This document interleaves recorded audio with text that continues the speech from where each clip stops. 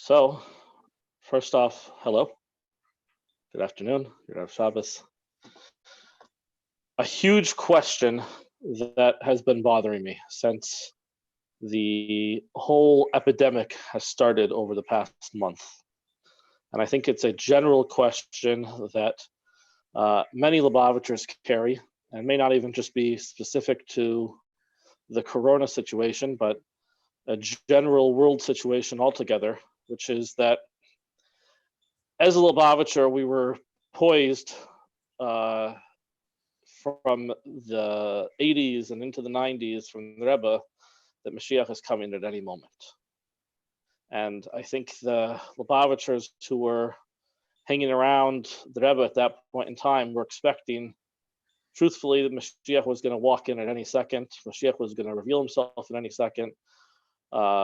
The world was going to change in a huge way. And I think from what I've heard from a lot of people that when Gimel Thomas happened, the world didn't even know remotely how to deal with it because so many Lubavitchers thought, it was a test, it was a joke, it didn't really happen, whatever it was.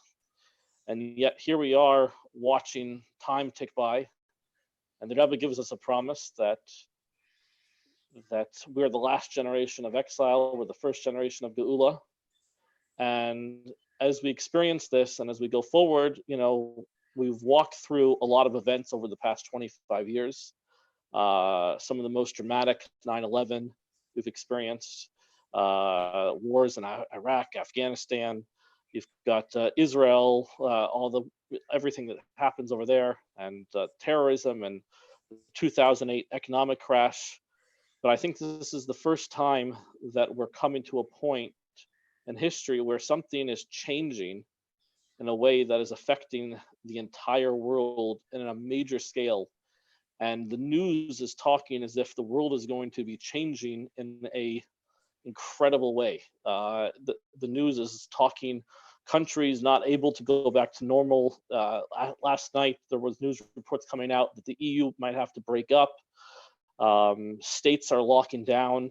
It's absolutely crazy. And my question is, I guess, or intro is, how does Lubavitcher, how does somebody who knows the Rebbe's thoughts that, we're here, how do you not look at this and say that this has to be Moshiach? This has to be what the Rebbe was getting us set up for and ready to go forward for.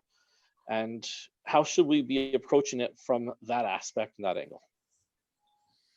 This has to be Moshiach. Yes, that's true. I think everybody is saying it in their own way. Saying that the world is changing dramatically, that's exactly what Moshiach is all about. The question is positively or negatively. So I just heard on the news somebody saying half the world's population is in quarantine. That means that the whole world has been separated, because if half are inside, the other half are outside. So the whole world is affected, as you say. But let's take a look at what we can understand about this whole thing. The Shabbos is called Shabbos Hagadol. Why is it called Shabbos Hagadol? Because before the Jews came out of Egypt, there was a miracle that the firstborn, meaning the educated, the sophisticated Egyptians, came to Pharaoh and his ministers and said, "You got to let the Jews go. This is God's doing all these plagues. You got to let them go." And they wouldn't, and so a war broke out, and many Egyptians were killed in that war between the government and the people. So we celebrate that miracle by remembering it in Shabbos Hagadol. It was actually on the 10th of the month, like 5 days before the Jews left. And in the writings, in the codes where it says that this Shabbos should be treated special because it's Shabbos Hagadol, the explanation for why it's called Shabbos Hagadol is very simply stated as a miracle happened on this Shabbos. The Alter Rebbe, in his writing, in his Shulchan Aruch, he says that this is Shabbos Hagadol because Nes Godol, a great miracle, happened. Pretty much like on the dreidel, right? Nes Godol Hayasham. The reason the Rebbe adds that word really tellingly is because the Rebbe is saying that it wasn't a great Shabbos on account of a miracle.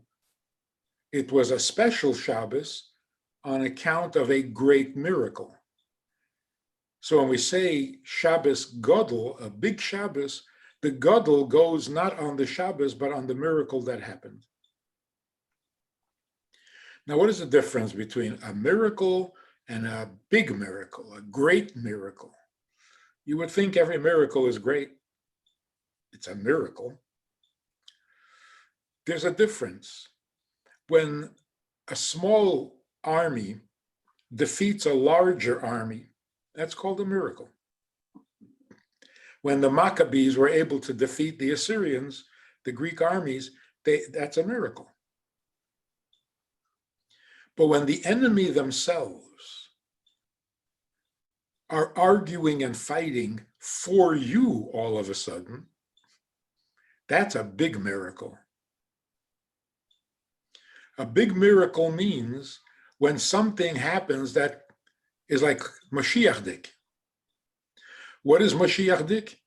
The world itself on its own, the evil, the strongest evil in the world, is suddenly on your side. Your worst and most dangerous enemy is suddenly doing your fighting for you. Now, that's not just a miracle, that's a big miracle. Why? Because it's completely ignoring the laws of nature. Now, a little army can beat a larger army. It's not what you expect, but it's not supernatural. If the smaller army is better prepared and has better strategy or advantages or whatever, they can beat a larger army. Finland was able to hold off the Nazis. So that's a miracle. It's not a big miracle. Like when communism just destroyed itself, that the Rebbe said is not only a miracle, that's a big miracle. Or in different words, that's not a Golus miracle, that's a Moshiach miracle. In Golus, the evil remains evil. It's sometimes defeated by a stronger force, but the evil never stopped being evil. When the evil itself is fighting for you, that's a big miracle. So now we're coming into the Shabbos Hagadol, followed by the Rebbe's birthday, followed by Pesach. It's realistic on the Jewish calendar. It's realistic to expect really good things to happen. So what is the story with Moshiach? When the Rebbe said we are the last generation of Golus and the first generation of Geula, it wasn't all good news. It was almost like the Rebbe was telling us we're in for a ride, buckle up. Because if you're in Golus, okay, we kind of got used to surviving Golus. And if you're in Geula, well, then there's nothing to worry about at all. But if you're the last generation of the Golus and the first generation of the Geula, this is an unusual predicament to be in. You've got 1 foot in Golus and 1 foot in Geula. This is going to be very confusing. So things are happening as if we're still completely in Golus, and things are happening as if Moshiach is already here. It's confusing. Now take a look at what's going on with this virus. On the one hand, people are getting sick, people are dying, financial crisis, very much golus. On the other hand, look at how people are reacting. Look at the goodness. The people risking their lives to help others, volunteering, flying cross country just to be available to help others and put themselves in danger.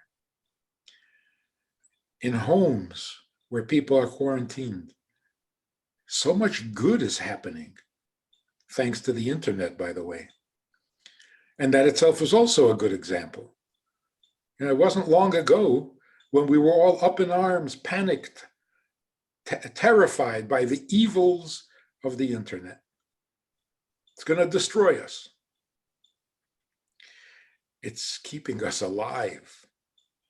So much good is happening on the internet.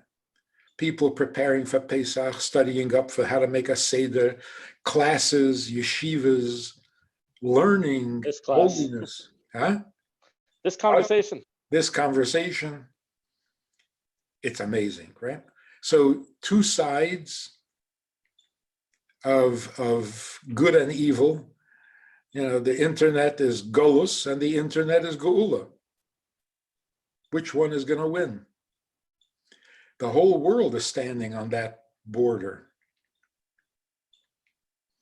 So there's no doubt, probably more than before, that we are entering a Moshiach stage. But the transition could be confusing. And that's why there are so many people who are seeing this in a negative way, that we are being punished, God forbid, that God is not interested in our davening and on our prayers anymore. Don't come to shul, I don't want to see you. I mean, things like that are completely absurd. But, you know, when you got one foot in golus, you can make that mistake. So we need to focus very clearly on the Moshiach aspect of what's going on. And what is a Moshiach aspect? Everything we thought was negative is turning positive.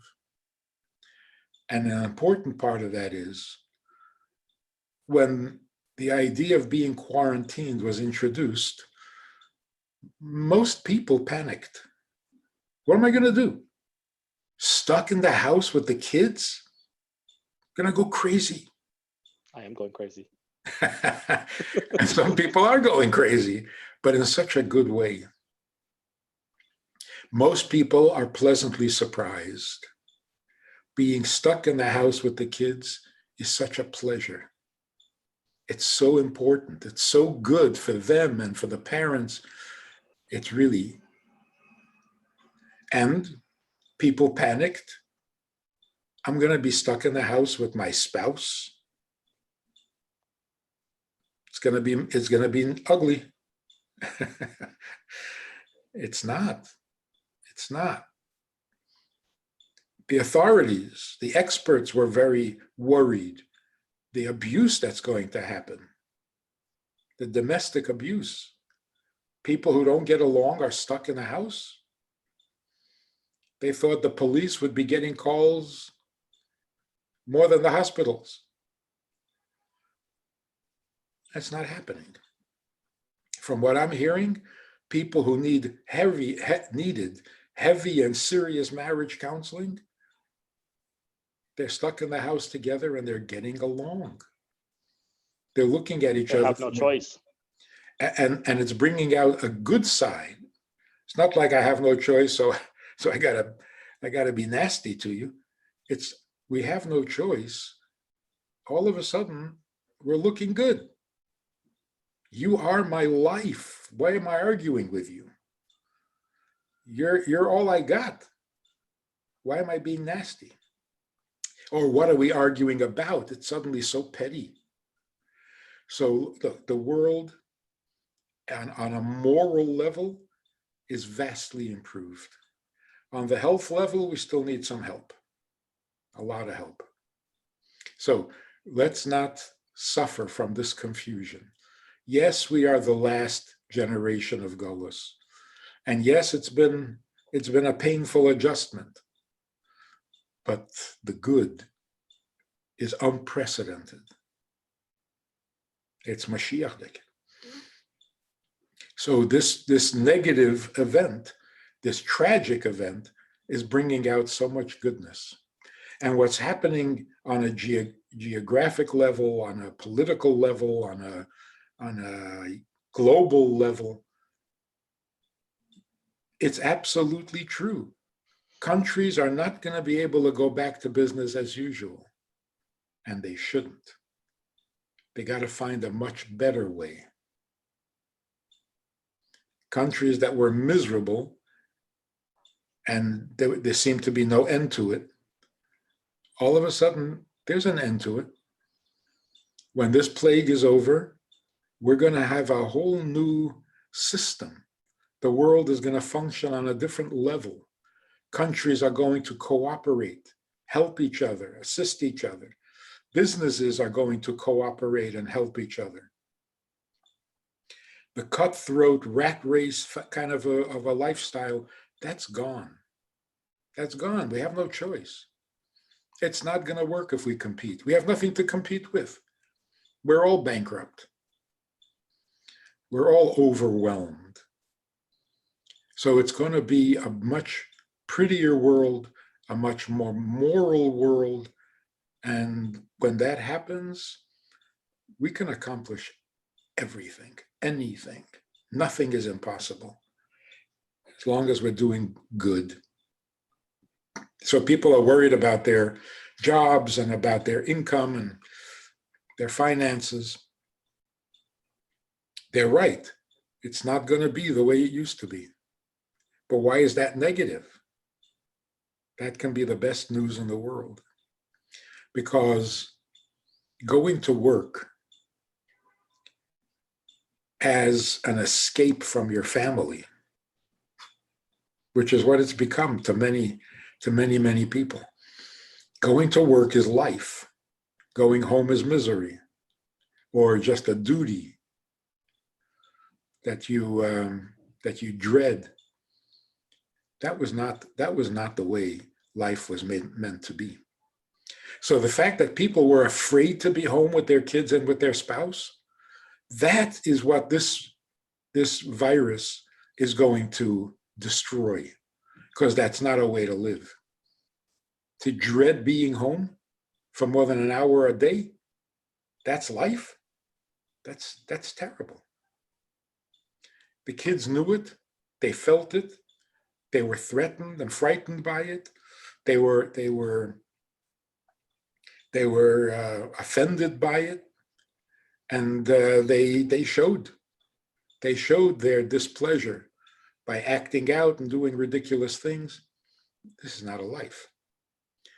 When it's a pleasure to be home, then you can go to work and make a few dollars to provide for your family. But you live in your family. You only work at your job. So the job is the drudgery, not the family. If that changes, we have a much better world. And that is changing. So when you say, people are confused, the Rebbe said,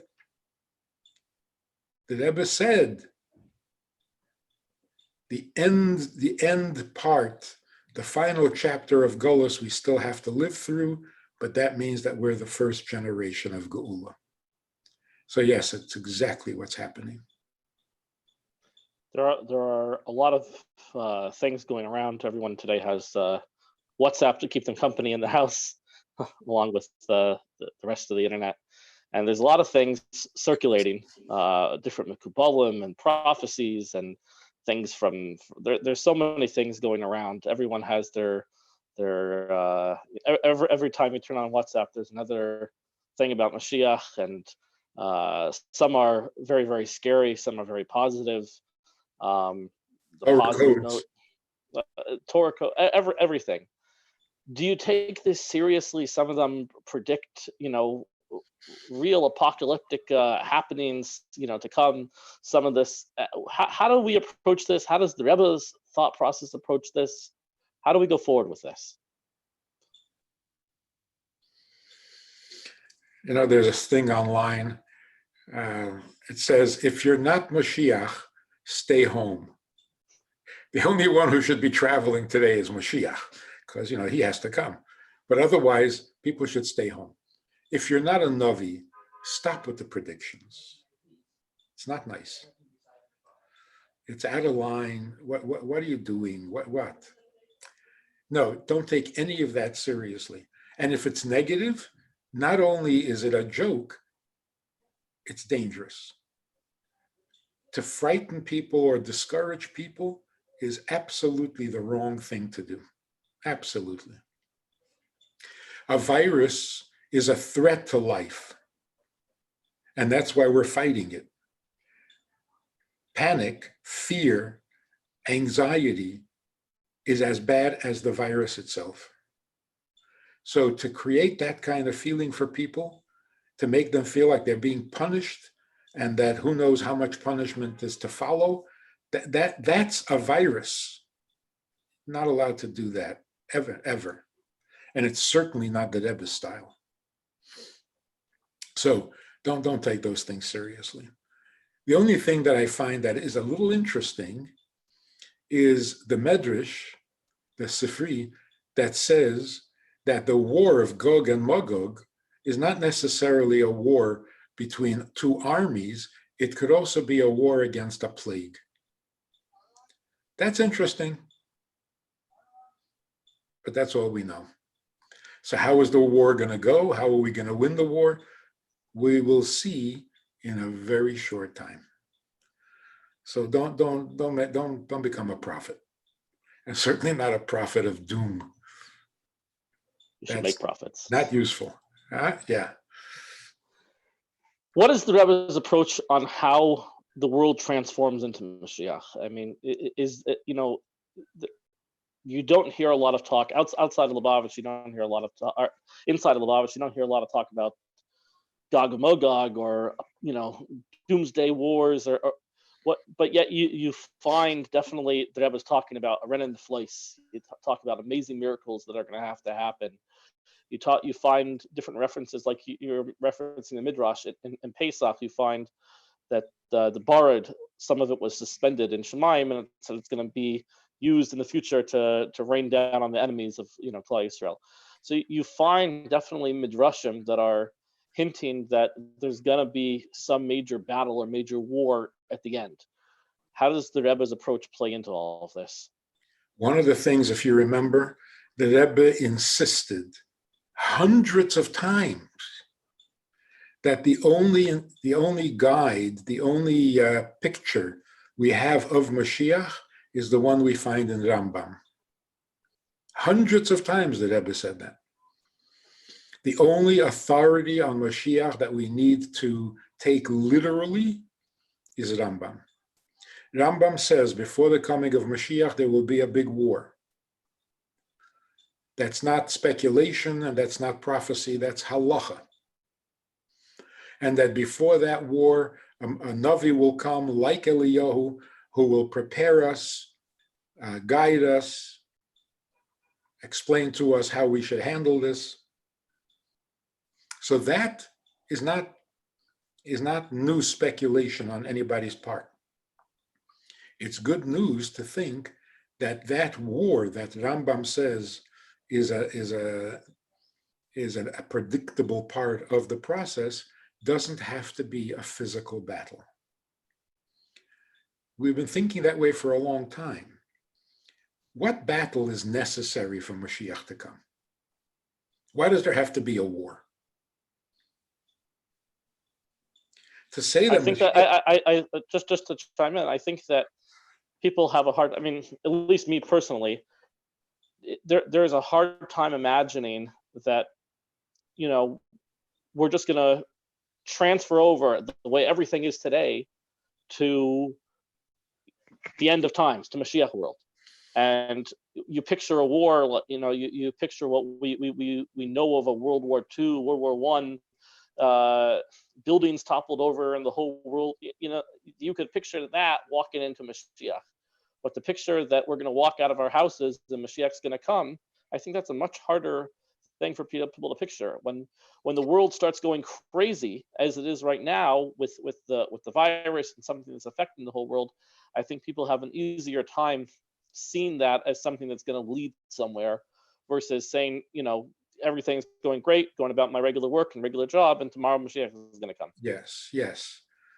Yeah, it makes sense that for this vast change to happen, there has to be some kind of powerful disturbance, right? Upheaval. Otherwise, we'll just stay and continue to do what we've been doing. That's true. And the first thing that comes to mind is a huge world war. But we've never seen war produce any good. Certainly not a lasting good.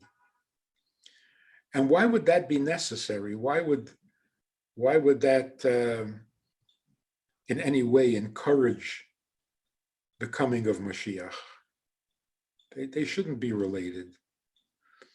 So it was always understood that what is this war to end all wars? What, kill off 3/4 of the world's population? God forbid. The war that ends all wars is an ideological one. People go to war over an issue. It's the issue that is really the dangerous thing. When we have a serious disagreement over a border, over a country, as to who it belongs to, we're going to have a war. But what is the war about? Whose land is it? So it's an issue.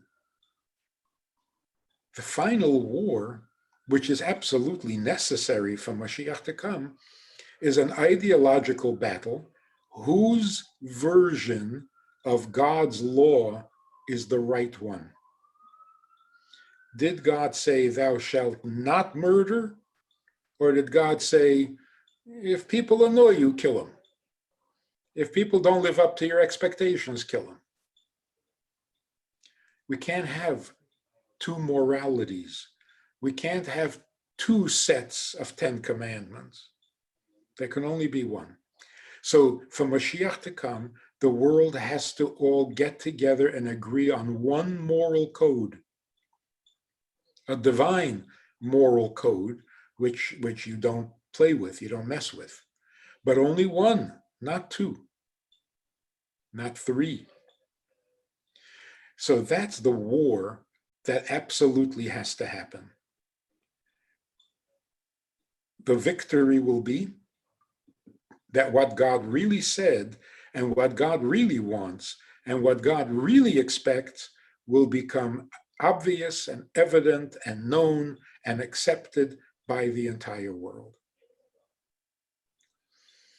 That doesn't have to have a physical battle attached to it.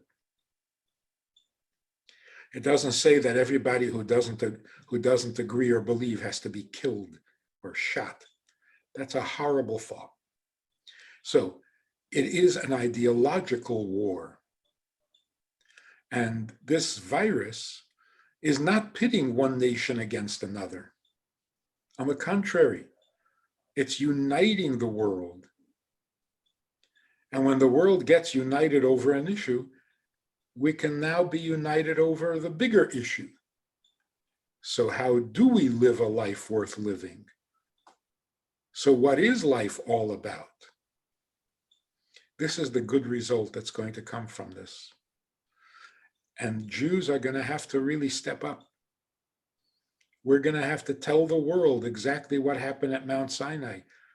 We know because we were there. The world tried to improve on it. Religions popped up and said, we have a better idea. Well, it turned out not to be such a better idea. So now the world is going to go back to the original document, which the Jews have preserved over all of our impossible, difficult history. But the one thing we did is we kept the Torah pristine. We know exactly what God wants of Jews. We know exactly what God wants of human beings. We know exactly what God wants of his creation. That sounds like a really nice resolution to the old problem. Someone messaged me. They said to me, "It's great you're talking about Moshiach. It's wonderful. What happens in a year from now? We're back to regular life, and nothing changed." Do you see that happening? No, not at all. Look, there are three things that have to happen for Moshiach, or Moshiach has to accomplish. Three things. One is Jews should be excited about Judaism. Number two, the whole world should be at peace and want goodness. And number three, the earth should provide so much wealth that we shouldn't need to work. That's it. Is that asking too much? All we're asking is for Jews to be good Jews, for people to be good people, and for the earth to be good and not force us to work so hard. So just a simple example. If solar energy became completely free and available to everyone, we wouldn't have to work. Because if energy was free, everything else would cost 10 cents. It's the energy that makes everything so expensive. If an airplane could fly for free, because the energy is free, what are they going to charge you for? The peanuts? The pilots? Yeah, right. So that's what we're looking forward to. That Jews will find an enthusiasm for who they are. Human beings all over the world will become good. In other words, pursue goodness, look for ways to be good, and therefore there'll be peace. And this curse of by the sweat of your brow you will eat bread, the need to work, whether it's agricultural work or high-tech work, all of this should become unnecessary. We can do it for the fun of it, but it shouldn't be a lifestyle. It shouldn't be an absolute necessity. You must go to school in order to get a job, in order to make money, in order to pay the bills, and in order to live. That condition's got to go. So here's what we're looking forward to. A world in which Jews love being Jews, a world in which human beings have risen to the true state of human without any animalistic impulses. And the earth, it has so much potential that we have not yet tapped into. That's it. That's not an impossible dream. In fact, it's an absolutely necessary eventuality. I mean, how long are people going to continue to act like animals? How long are Jews going to be confused and tortured by their own identity? And how long will it take before the secrets of the earth's potential will be discovered? It's going to happen. The exciting thing is that it's going to happen next week. Why not today? Today it's happening. It is. But the visible results and the success of the project will be obvious in a very short time. All those people who are predicting it's going to go into next winter and it's going to go into the... You admit that you don't even know what this virus is and you don't know how it spreads. You're still changing your mind every day about what to do to prevent it. The latest is now they say we all have to wear masks. Yeah. Last week, no, we don't have to wear masks. Right. So if you really don't know what you're dealing with, how can you be so sure how long it's going to last? So all these fake prophets, Don't pay any attention. If they reported the good news the way they report the bad news, obviously we would have a completely different picture. How many people recover every day from this virus?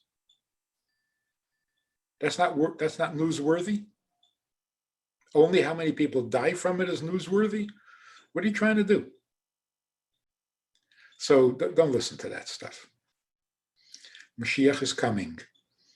In fact, it's almost obvious that he's coming. It's not a matter of leap of faith anymore. It's not ani mamin. It's ani reyeh. That's what the Rebbe said. Open your eyes. Stop believing. If you take a closer look, you'll see it. Seeing it is good news. That we still have to believe it is not such good news. Those are the two sides. If you're in Golus, you have to believe Moshiach is coming. If you're in Geula, you can see that he's coming. So we've got one foot in each of the worlds. But the emphasis should be on, I'm starting to see it. I don't need to believe it anymore. We find practically that this is the fourth Golus. This is Golus of Edom. You had Bavel, and you had the Persians and the Greeks, and now the Romans are Edom. And before each Golus ended, officially that empire had to sort of come to an end. Do you think what we're seeing is, in a certain sense, the end of Edom? People said that about the collapse of communism,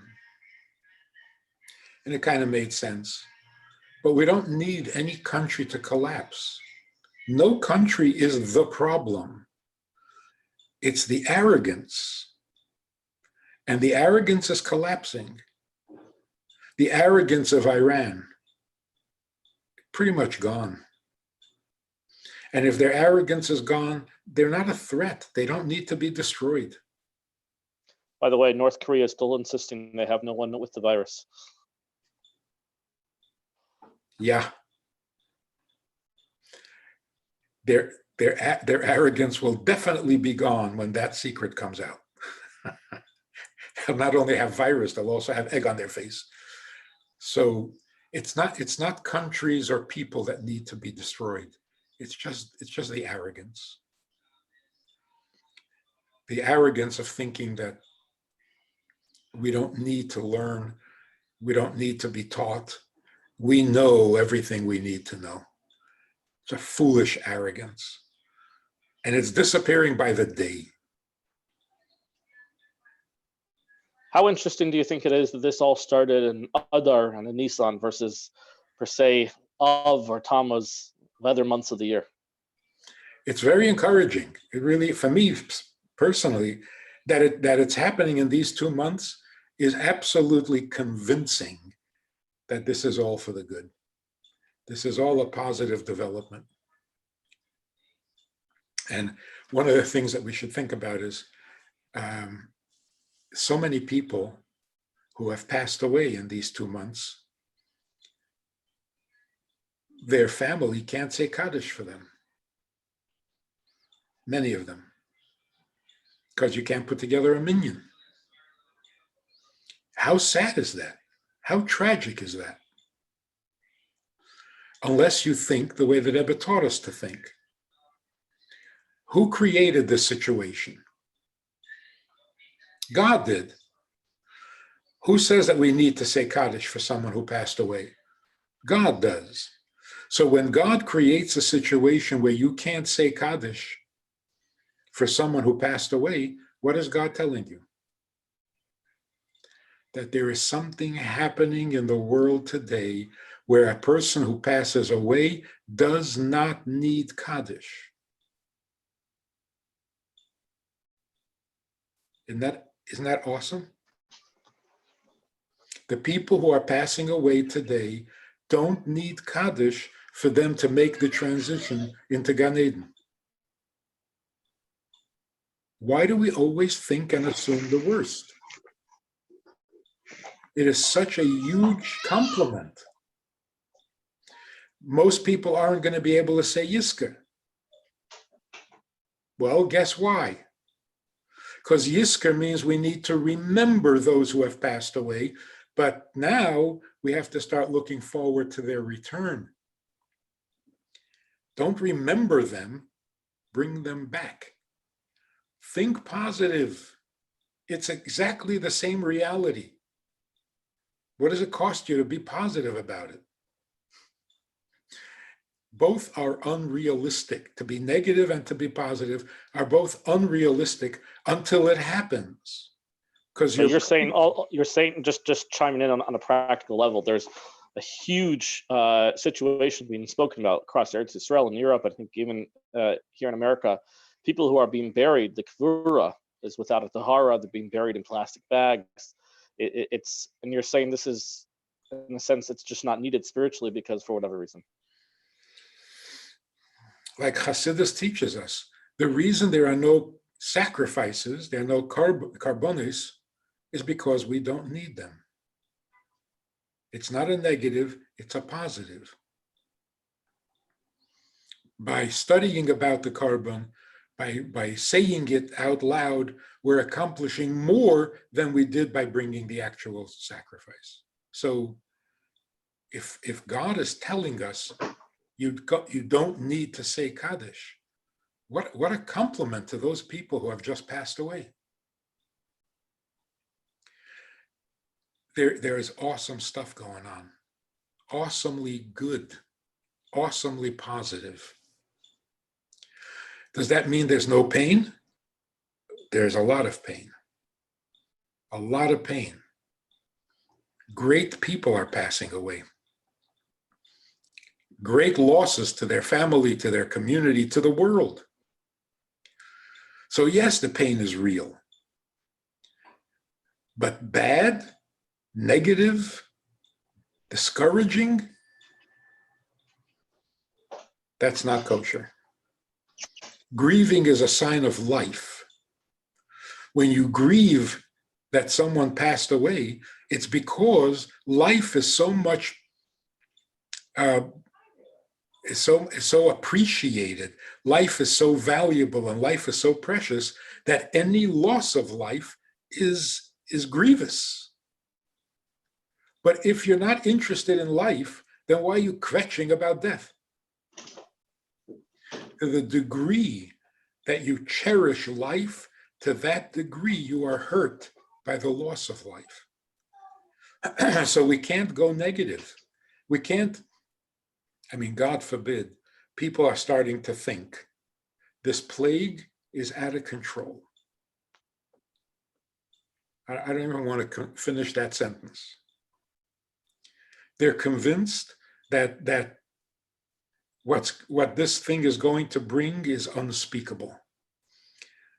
If you're convinced that that's what's happening, have you already given in? Have you already surrendered to the loss of life? Are you giving up on life? That is not helpful. When there's a possibility of life ending, we have to become more alive. We're on the side of life. So whatever threatens life, we defend life. We don't start to think, I guess death is inevitable, so what's the point? We never do that. We would be long gone if we had that attitude. Never, never, never.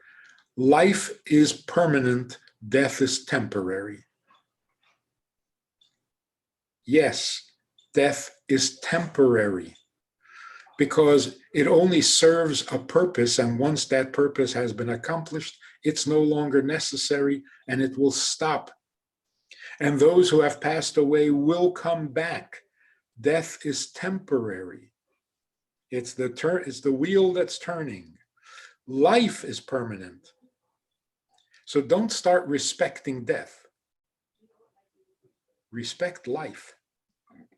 And if you respect it, you protect it, and you defend it, and you expect it.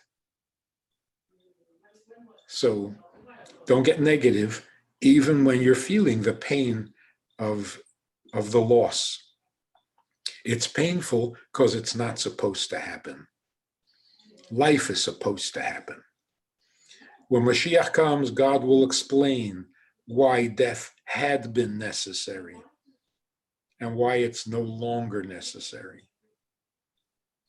That's called choose life. Choose life. I want to bring up something that's I came across this year. The last Purim for Bringen, 1987, the Rebbe spoke about different katzim, different ends of times predicted by different Rabbeim. The Rebbe Rashab had a katz predicted in 1905, 1906 time frame, and the Friedrich Rebbe had a katz predicted in 1942, 43, 44. And the Rebbe said, I was searching, these things were all printed. These things were printed and put out, and yet here we are, almost 100 years post the Rebbe Rashab's idea, and close to 100 years from the Friedrich Rebbe's date. And he said, I searched for an answer, and the only answer I could find is that every single one of us need to make a difference. And yet the Rebbe still promises us that we're here. How much is it dependent upon us, and how much is the process just coming to an end? Well, it completely depends on us. That is obvious from the fact that it's taking so long. If it was up to God, it would have happened a long time ago. If it was up to Moshiach himself, he would have come a long time ago. Obviously, we need to be ready, and that's what's taking time. But all of these predictions, the Ketz, it was not good news.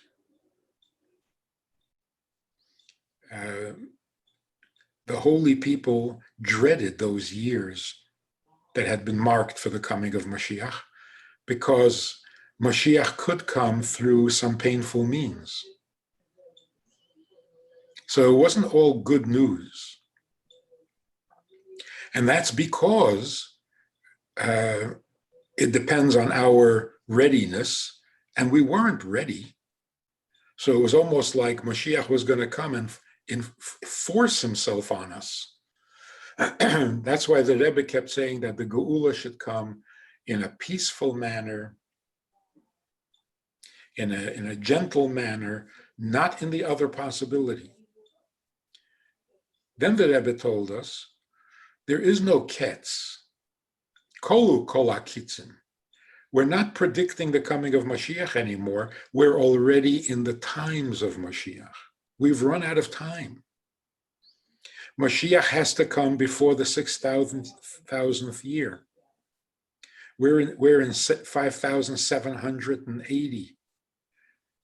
If he's coming before 6,000, well, come on. What are you going to do? Come a day before? That's not significant. One of the things going around is that if you take the years that we went out of Mitzrayim earlier and you subtract it from 6,000, you get to 5,780. Nice. Do you see the clip? Rabbi Hecht says to the Rebbe that somebody said that 770, you see that? That 770 is the gematria of some, I forget what it was. Anyway, he said it as the Rebbe was leaving the rally. And the Rebbe goes like, that's cute. That's nice. So yeah, that's nice. What we want is actual Moshiach. So the Rebbe was not saying that he's predicting. One of the things, by the way, I noticed, just my own personal thoughts, is that the Rebbe's whole point that we were in Dor Shvi, and this year is 70 years of Dor Shvi. So you have 7 and 70.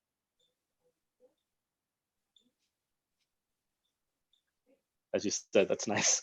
That's nice, yeah. So the Rebbe was not predicting. The Rebbe said the time is up. We've run out of time. If Moshiach doesn't come now, then what's the point of coming before the year 6,000? If we're promised that Moshiach will come before, it has to be a significant before. So now is the time. And that's why it's not a matter of our deserving it anymore. Now it's just a matter of packing our bags, getting ready. I don't mean that physically. Don't start packing bags. We can either go to Israel or Israel can come to us. At this point, no one can go to Israel. Yeah, so Israel will have to come to us. The holiness of Eretz Yisrael has to spread throughout the whole world. So wherever you're going to be in Israel. The earth will become the holy land. That's required. That has to happen. Because the world is God's creation. It can't remain unholy. So what the Rebbe was saying is not another ketz. The Rebbe was saying we don't need that anymore. It's like Friday afternoon. Shabbos is coming, ready or not. That's the Deir Hashvi. It's Shabbosdik, and Shabbos doesn't wait. It happens when it happens. So definitely the year 5780 is Friday afternoon on the cosmic calendar.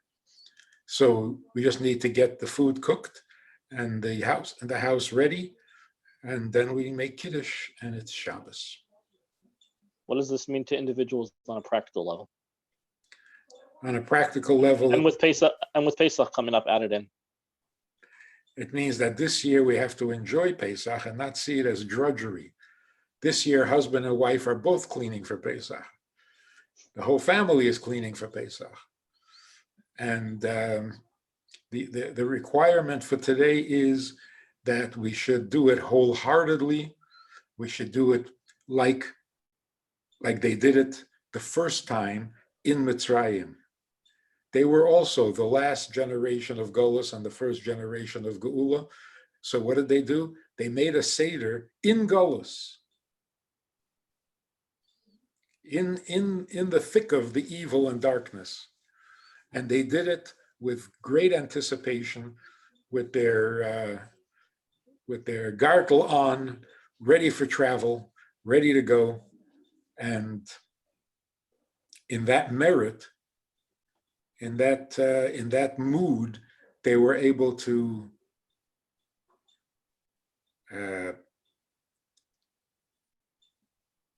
be the first generation of Geula without freaking out. They were mentally prepared. And so they did it wisely, they did it maturely, they did it in an organized fashion. They were not overwhelmed by the good news because they had prepared while they were still in Golus. So this is the Pesach that prepares us for the final change in the world. It won't overwhelm us. We won't freak out. We know it's coming. We know what it takes. We know what we're going to have to do, and we're ready. And how do we know we're ready? Because we're making Pesach under these circumstances, and we're doing it with simcha, with optimism. That's not only a virtue, that's a good plan. That's a good plan. You can't make sudden changes without freaking out. So the change will be dramatic, but it won't be freaky. We have our head on straight. So we're not going to run around in circles freaking out when the good news comes. There's this interesting Zohar that says that the generation that went out of Mitzrayim will be a Gilgal of the generation that goes out of Golus. Yeah. We've done it before. One final thing that we might want to think about. After Moshiach comes, those who have passed away will be coming back in Tchias HaMesim, in the resurrection. When a body is resurrected, it's like the bodies of Adam and Chava. A resurrected body is not being born, it's being created by God.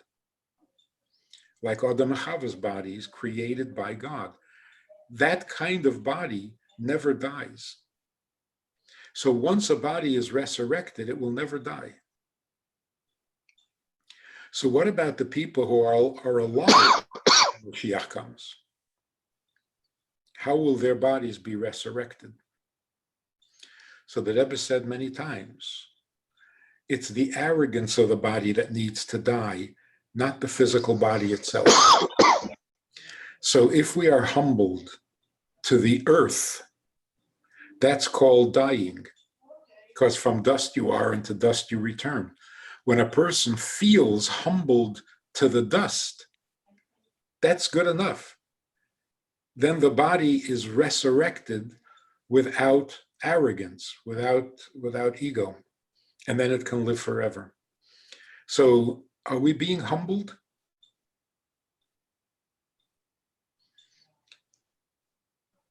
And it's a healthy thing.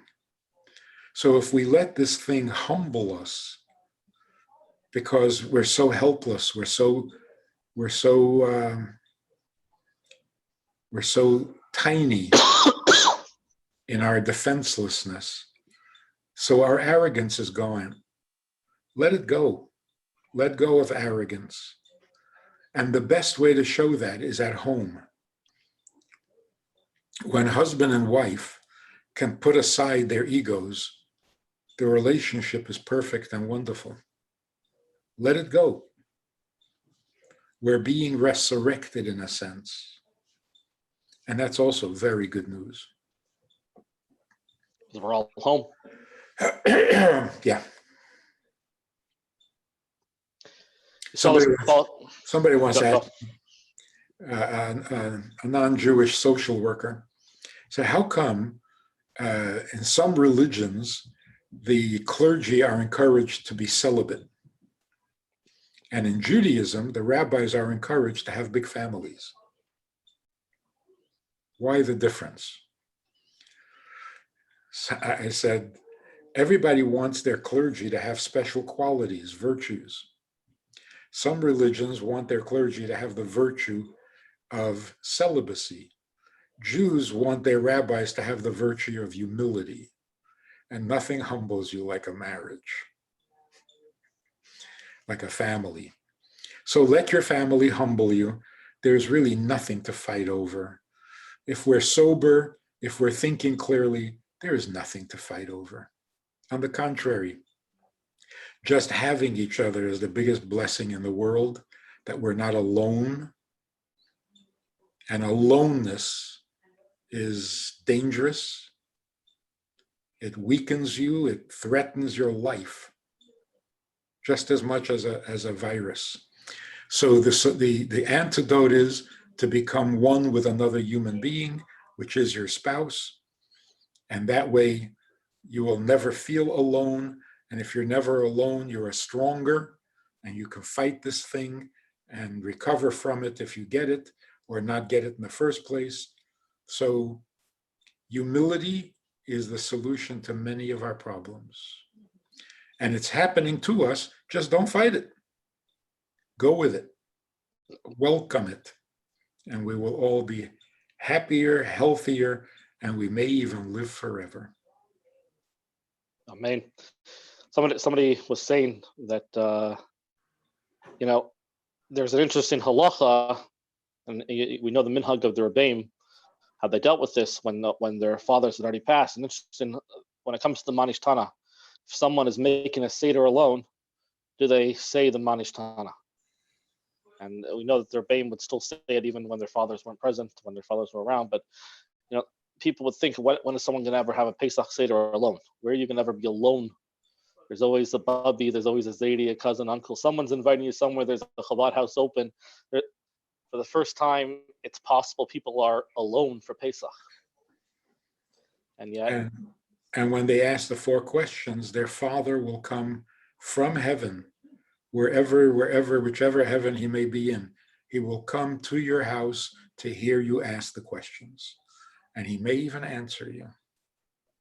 So you will not be alone. Of course, Eliyahu also comes to the house. But he goes to everybody's house. That's why they're saying, don't let him in the door. He's without gloves or a mask. But Eliyahu comes to the door, and that's an occasion, an opportunity to ask for blessings and to get blessings. And the blessing we should ask for this year is so blatant, it's so obvious, it stares you in the eye. Eliyahu is there. Do you see him? No, we can't see him. You tell your children, Eliyahu is going to come. We're pouring a cup for him. Oh, am I going to see him? No, you can't see him. This year, the blessing we should ask for is, you're there, you're giving me blessings. What's with the hiding? Why is truth still hidden? We already know about it. We learned about it. We believe it. What are you hiding for? Who are you kidding? We know you're there. Come on out. And that's true of all things. All the truth that we know is right. Why is it hiding? Is it true that human beings are basically good? Yes. Then why is it hidden? Is it true that Jews love being Jewish? Yes. We've sacrificed our lives for that. So why is that hiding? It's true that Jews don't eat pork? Yeah, it's true. But you know there are Jews who do. See? The truth is hiding. Doesn't make it any less true. It just makes it mysterious. And we've had enough of this mystery. So when Eliyahu comes to your door, say, the blessing I'm asking for is that all the things that I know are true should become visible and knowable and evident. No more hiding. If it's true, it might as well be revealed. So whatever purpose there was in concealment, it's done. No more. To synopsize what you're saying over here. About sitting here and coughing. Coffee. This is wonderful. With 400 people watching us, apparently. But to synopsize what you're saying over here, we're walking into Pesach. You're saying that it's your belief that this is absolutely going to lead into Moshiach. Everything that we're experiencing, everything we're witnessing in the news, it's heading in a direction, and then we're not going backwards. The world is changing in a big way. And the biggest lesson is to walk into Pesach in a manner that's humble, is what you're saying. And joyful. The more humble you are, the more joyful you are. Because if you don't take yourself seriously, you're more available to life, to others, to the purpose for which you exist. When you take yourself seriously, it blocks all those avenues. You can't really care for another person when you got your own problems. You can't be thinking about the purpose for which you exist when you've got problems trying to exist. So the more humble we are, the happier we are, the more available we are to others, the more open we are to serving the purpose for which we exist. So let's end with a bracha. This should be the most inspiring and the most meaningful Pesach you've ever had. Amen. And when that happens and Jews are being Jewish, then the world is at peace. The way Jews go, that's how the world goes. So let's take it up a notch. We're not going back to what was, we're going forward. And that's what Passover means. Don't pass through and then go back to what was before. Pass over. Get above what was before into a much better world. A much better world. Amen. So be healthy. Stay healthy. Those who need to recover should recover rapidly, as quickly as the illness came. It should go. It should disappear. And the world should be cleansed, purified, so that we can breathe a whole new breath of life. Amen. Thanks for the opportunity to share the thoughts. And thank you for sharing the thoughts with us. Let's get together and discuss when the world is already better, to reminisce about how it used to be. The old world that we left behind, the world of going to work and running around shopping and going across oceans just to visit because we got to get away from home. You know, the way the world used to be, it's funny. It was strange that people were like that once. But those days are gone. So thanks again. Kosher Freilichen Pesach. Likewise to you, Kosher Freilichen Pesach. The technicians to end the feed. We have our technicians ending. All right.